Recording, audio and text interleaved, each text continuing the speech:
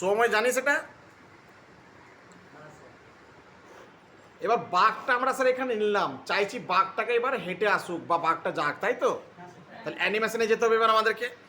কোথায় লেখা যাবে? বাঘটাকে সিলেক্ট করো,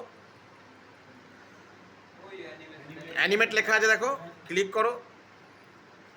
এবার এখানে দেখো বাঘের ক্ষেত্রে এখানে দেখো অনেক অ্যানিমেট অলরেডি দেওয়া আছে, এগুলো সিম্পল। হ্যাঁ, ক্লিক করো, অ্যারো দেওয়া আছে মানে বুঝলি সেই দিকে বাঘটা যাচ্ছে। ক্লিক করো, দেখ, চেক করো সময়। না না, ইউজ করো, এগুলো ইউজ করো। কি হচ্ছে বাঘটার ক্ষেত্রে দেখতে পাচ্ছিস?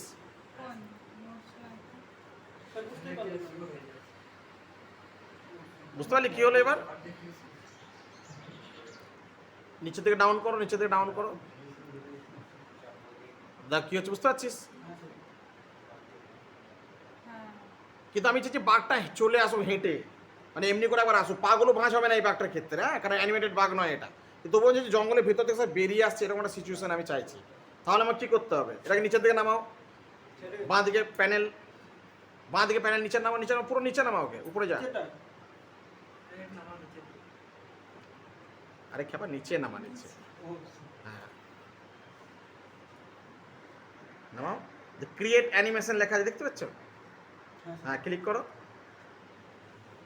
হয়েছে ক্লিক। এবার বাঘটাকে ধরে তুই চাইছিস কোন দিকে যাবে, বাঘটাকে নিয়ে যা, বাঘটাকে সোজাই নিয়ে যাও এমনি করে।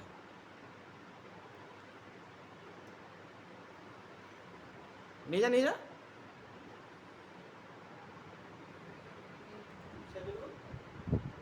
যদি মনে করি স্থানে এতটাই থাকবে তো ছেড়ে দে। বুঝতে পারলি কি হলো এবার? আরেকবার প্লে কর, বলছি প্লে করো আবার। একটু সাইডে সরে যাও।